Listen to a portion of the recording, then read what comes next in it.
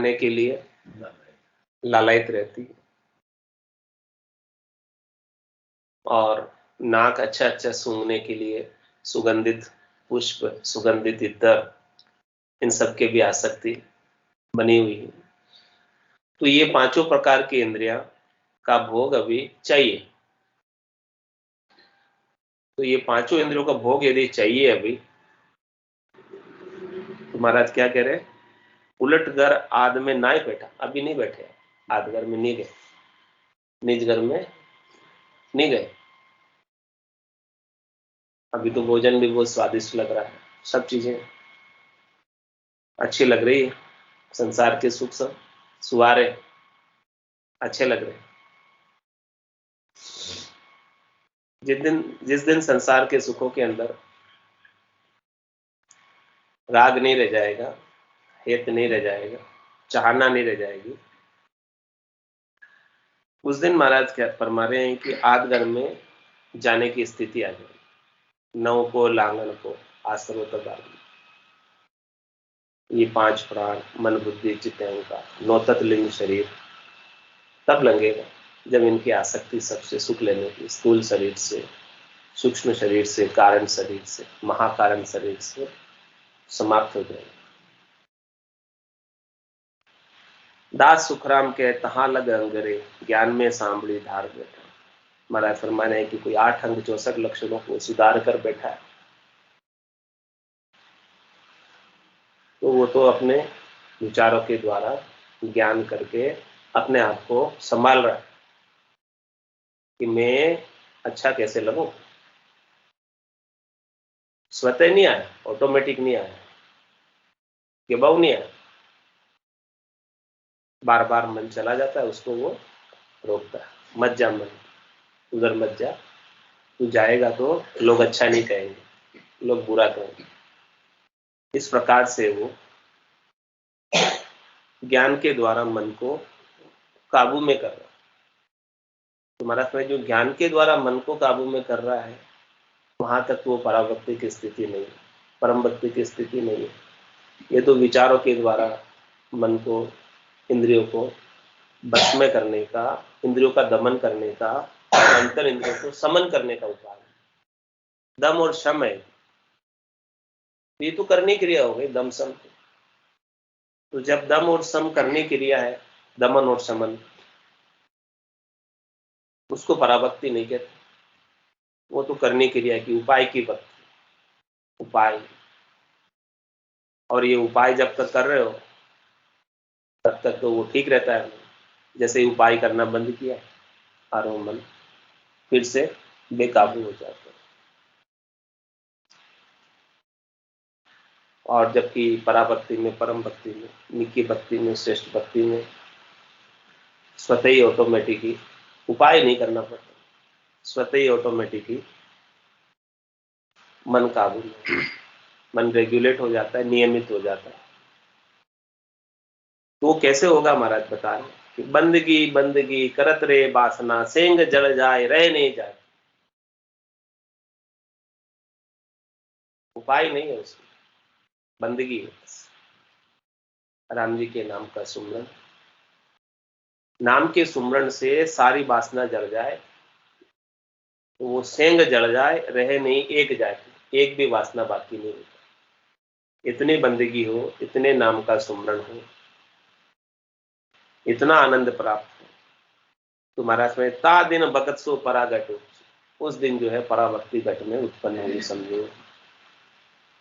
वासना सब मिट गई, चाहना सब मिट गई, आसक्ति सब मिट गई, मोह सब मिट गया, मनोरथ सब मिट गए, मनोकामना सब मिट गई, संकल्प विकल्प सब मिट गए, आशा तृष्णा मिट गई। ता दिन भगत सो परागट, उस दिन समझो कि पराभक्ति उत्पन्न हुई। कर्म जो एक ना रहेगा। अब जब सब वासनाएं जल गई, तो पहले कर्म क्यों करता था जी? वासना की पूर्ति के लिए कर्म करता था, भरम की पूर्ति के लिए कर्म करता था। अब वासनाएं जल गई सारी, बंदगी करते करते ब्रह्म की अग्नि में जलकर, तो अब एक भी कर्म बाकी नहीं रहेगा, करेगा भी नहीं, बाकी भी नहीं रहेगा। 5 रुपये माल 2500 मर रहा 3 के ऊपर जीव मार। ये पंचभौतिक देह और ये 25 प्रकृति, एक एक तत्व की 5-5 प्रकृति से सुख लेने की इच्छा, ये सब मर गई, जिंदा नहीं रही। और रजोगुण, तमोगुण, सतोगुण तीनों के ऊपर हुए, तीनों से सुख लेने की इच्छा भी समाप्त हो गई और तीनों से ऊपर गुणातीत होकर परमात्मा के अंदर ध्यान लगा रहता है। नव को आसरो लांगण को आ गई। ऐसी स्थिति जब पहुंची, ऐसी स्थिति तक जब पहुंचे, यहाँ तक जब साधना की चरम अवस्था आई, परम अवस्था आई, तब महाराज हमारे किस नौतत लिंग शरीर के लांगने का आसरा है। आसरा यानी अवसर। इस जगह पहुंचकर नौतत लिंग से न्यारे हो। नौतत लिंग में 5 प्राण हो गए, मन बुद्धि चित्त अहंकार हो गए, यंत्र इंद्रिया हो गई 4, इनसे परे हो जाएंगे, इनसे सुख लेने की इच्छा से परे हो जाएंगे।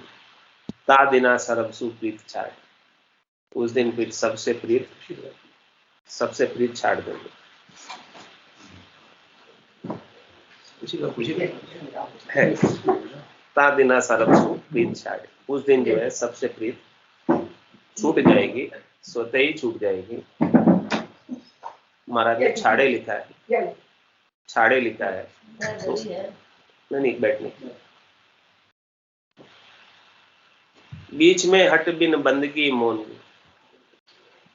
महाराज हमारे की कोई बीच में हट बिन बंदगी मौन गए, ऐसे बंदगी तो नहीं करे। बंदगी का मतलब राम जी के नाम का सुमरन, सुमरन ही बंदगी है। चरणों तपो भजन में राता वेश फेरिया नहीं, चरना उसी का कहलाता है जो नाम सुमरन में रहता है। तो बीच में हट, कोई हट करे, बिन बंदगी मौन, मौन धारण करना भी हट योग है। बोलना नहीं मुझे, हट हट हट पकड़ ली। तो महाराज है बीच में हट बिन बंदगी मौन गए, बंदगी के बिना कोई मौन धारण करके बैठ जाता है तो वो कहता नहीं है, लेकिन भीतर में तो मन उकल रहा है,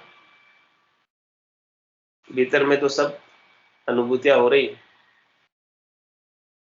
राग की भी हो रही है, द्वेष की भी हो रही है, अच्छा भी लग रहा है, बुरा भी लग रहा है। भले कहे नहीं तो फिर लिख लिख के देता है आज से। तो महाराज कह रहे हैं कि ताय को ज्ञान नहीं परा है, बस वो ज्ञान के द्वारा रोकता है, ज्ञान के द्वारा कंट्रोल करता है, काबू करता है अच्छा लगने के लिए, लेकिन परा नहीं है। परा स्वतः होती है, ऑटोमेटिक होती है, गेबा होती है। दास सुखराम कहे कर्म कोई पहुंचियो, परम सो उपनो मन। कोई ज्ञान के द्वारा रोकता है, विचारों के द्वारा रोकता है, 52 अक्षरों के द्वारा रोकता है, लेकिन जब रोकते रोकते कोई ऐसा कर्म उदय हो जाता है पूर्वला, तो उसके मन में भ्रम उत्पन्न हो जाता है और वो भ्रम को पूर्ति करने के लिए फिर वापस, क्योंकि विचार को बदलते देर नहीं लगती, विचार बदल ही जाता है। तो महाराज में विचारों के द्वारा कथा गया ज्ञान, किया गया ज्ञान स्थायी नहीं होता, बदल जाता है। तो महाराज हमारे क्या करना अपने को, सदगुरु ज्ञान कहे जो करनो और परा भक्ति चित्त दे, चित्त को ऐसी भक्ति पे लगाओ जो स्थायी हमेशा हमेशा की, एक बार प्राप्त होने के बाद खुटे नहीं, समाप्त नहीं हो, जिसका आनंद हमेशा बना रहे, धुन्यात्मक शब्द की धुनी हमेशा चलती रहे, सुरता उसमें लगी रहे सुनने में। ऐसी भक्ति के ऊपर अपना चित्त लगाओ। चित्त जब ऐसी भक्ति में लग जाएगा, मन जब ऐसी भक्ति में लग जाएगा, बुद्धि जब ऐसी भक्ति में लग जाएगी, जीव स्वयं जब ऐसी भक्ति में लग जाएगा तभी जाके महाराज हमारे उसका कल्याण हो सकता है। इसके बिना तो मन रे करड़ी बिना सब काची रे, मन रे करड़ी बिना सब काची, लल फल माय नहीं फलदायक, कहाँ बुरी कहाँ आची, लल फल माय नहीं फलदायक, कहाँ बुरी कहाँ आची रे, मन रे करड़ी बिना सब काची रे, मन रे करड़ी बिना सब काची, तीरथ करे तो करे 68 रे, एक ही भूल न जावे, तीरथ करे तो करे 68 रे, एको भूल न जावे, तन मन खोजे उलट गढ़ चढ़नो, ब्रह्म अगन में नहावे, तन मन खोजे उलट गढ़ चढ़नो, ब्रह्म अगन में नहावे रे, मन रे करड़ी बिना सब काची रे, मन रे करड़ी बिना सब काची।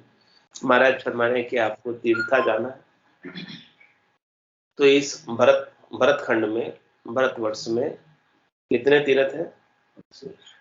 68 कोटि। हाँ, 68 कोटि यानी 68 करोड़ तीर्थ है इस भारतवर्ष में। हाँ, तो महाराज फरमा रहे हैं कि तीर्थ यदि करने निकलते हो तो पूरे करना, एक भी बाकी नहीं छोड़। यानी आपने तीर्थ के अंदर कोई देवता को छोड़ दिया, कोई भगवान को छोड़ दिया, दर्शन नहीं किया, लाभ नहीं लिया, तो वो देवता, वो भगवान नाराज हो जाएंगे। किसका तो कर लिया, किसका नहीं किया। अब तो महाराज फरमाने के लिए आप तीर्थ करने निकलते हो तो सारे करना, एक भी बाकी मत छोड़। लेकिन क्या संभव है ऐसे? 68 करोड़ तीर्थ हो, आदमी की जीवन कितना है? 100 बरस भी नहीं। हाँ, वो शुरू से लगाकर लास्ट तक भी तीर्थ करने निकले की उम्र में थोड़े 68 करोड़ तीर्थ कर सकता है क्या? संभव है क्या? महाराज फरमाने की संभव है क्या, पूछ रहे महाराज। बच्चे से निकले और बूढ़ा भी हो जाए ना, तब तक भी पूरे नहीं होंगे तीर्थ। इतने तीर्थ है इंडिया में, भारत में।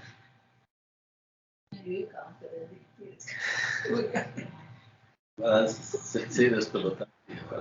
क्या कह रहे हैं महाराज कि एक भी तीर्थ बाकी नहीं रखना, बाकी रह गया तो फिर वो देव नाराज हो जाएंगे, फिर क्या होगा? तो तीर्थ करे तो कर 68 रे, एको भूल न जावे। कैसे संभव है ये चीज? तन मन खोजे उलट गढ़ चढ़ना, ब्रह्म अगन में नहावे। कह रहे कि जो बाहर ब्रह्मांड में है वो सब आपके पिंड में है। 33 कोटि देवता, 33 करोड़ देवता का निवास आपके गट के भीतर है, और 68 करोड़ तीर्थ आपके गट के भीतर है। इस काया रूपी काशी में सब है। तो आपको तीर्थ करना है तो भीतर में ही कर लो। बाहर जाने की तो इतनी आपकी सामर्थ्य नहीं है, शक्ति नहीं है, ताकत नहीं है कि आप एक एक जगह पहुंच पाओ। लेकिन गट के भीतर तो पहुंच सकते। ये खंड पिंड ब्रह्मांड, पूरी त्रिलोकी आपके गट के भीतर, सभी देवताओं का वास आपके गट के भीतर है। सभी तीर्थ का लाभ, पुण्य फल आपके गट के भीतर ही प्राप्त हो सकता है। तो बहिर्मुखता को छोड़कर अंतर्मुखी हो जाओ। जिन पाया जिन गट ही पाया, बायर फिर जन्म गमाया। 68 को काहू को फिरिए, सूरत समेत नाम में धरी। तो महाराज में 68 करोड़ तीर्थ आपके यदि सुरता नाम में लग गए तो यही हो जाएगा, उसका सब लाभ घर बैठे ही मिल जाएगा। सभी तीर्थों में नहाने का, सभी तीर्थों में देव दर्शन करने का सारा लाभ यहीं बैठे बैठे प्राप्त हो जाएगा। घर बैठे गंगा आएगी, इसका लाभ ले लो। ऐसा ज्ञान बता रहे सदगुरु कि तन मन खोज उलट गढ़ चढ़ना। कोई तीर्थ तो गढ़ गिरनार में है, वहां गढ़ पे चढ़ना पड़ता है, ऊपर कितनी चढ़ाई है, अब पांव से चलनी नहीं आ, घोड़े दुख रहे, कैसे चढ़े? कितनी हजार सीढ़ियां वहां पर? 10,000 सीढ़ियां, कैसे चढ़े? 150 सीढ़ियां चढ़ के वापस आ गए। 150 सीढ़ियां चढ़ के वापस आ गए, नहीं चढ़ सकते, सामर्थ्य नहीं है। कहाँ सामर्थ्य है अपने? तो महाराज फरमाने कि क्या करो, गढ़ गिरनार भी जाना हमको, कैसे जाएंगे? नहीं, छूट जाएगा, बाकी रह जाएगा। बाकी तो नहीं रखना, मनुष्य जन्म में आए, एक भी तीर्थ बाकी नहीं रहना चाहिए। तो तन मन खोज उलट गढ़ चढ़नो, गढ़ पे चढ़ना है, तन मन को खोजो, भीतर में खोजो, भीतर में शोधना करो और गिगन मंडल पे पहुंच जाओ, विदेही मंडल में पहुंच जाओ, वहां का आनंद लो। और वहां क्या करो, नाना भी है तीर्थ में जाके, सब तीर्थों में जाओगे जल मिलेगा आपको नहाने के लिए, मिलेगा नहीं मिलेगा? मैक्सिमम तीर्थों में जल मिलेगा। तो यहां भी महाराज फरमा रहे कि आपको नहाना है, लेकिन यहाँ का स्नान जल का स्नान नहीं है, अग्नि का स्नान है। जल के अंदर तो आपका शरीर साफ हो जाएगा ऊपर से, लेकिन आग का स्नान करोगे, अग्नि का स्नान करोगे तो मन के विकार, चित्त के विकार, बुद्धि के विकार, ये सब जलकर राख हो जाएंगे, खाक हो जाएंगे, कुछ नहीं बचेगा। तो तन मन खोज उलट गढ़ चढ़नो, ब्रह्म अगन में नहावे। एक भी तीर्थ नहीं छोड़ना और सब तीर्थों में नहाना। ब्रह्म की अग्नि में नहा लिए आप, ये रकार ब्रह्मवाचक है, मकार मायावाचक है। इसका स्वभाव अग्नि की तरह सबको जला डालती, पाप को भी जला डालती है, पुण्य को भी जला डालती है।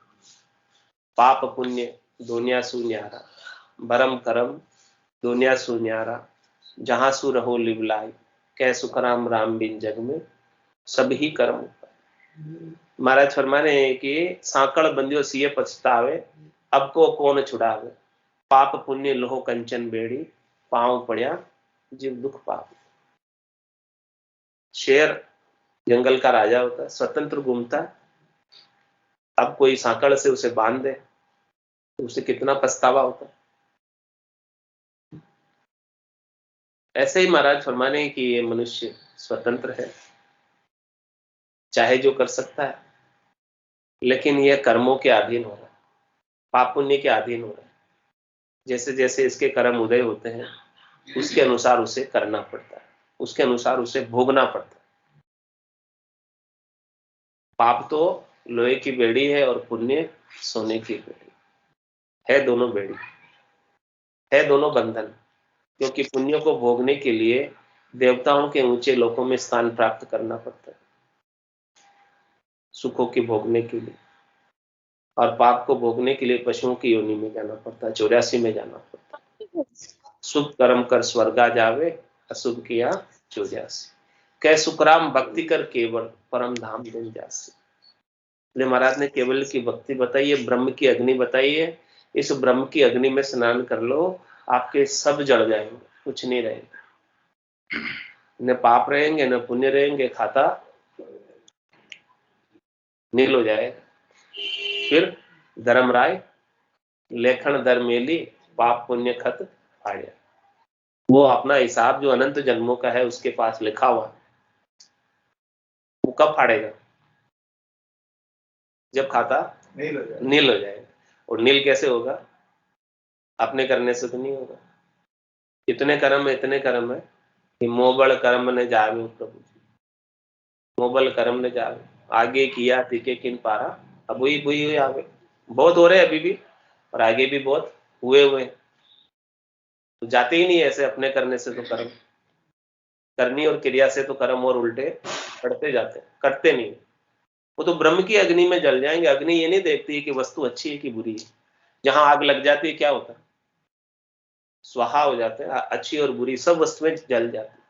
तो पाप भी जल जाते हैं, पुण्य भी जल जाते हैं, कुछ भी बाकी नहीं रहते हैं। तब जाके जीव का खाता नील होता है, क्योंकि पाप को अलग से भोगना पड़ता है, पुण्य को अलग से भोगना पड़ता है, भोग योनि में जाना पड़ता है।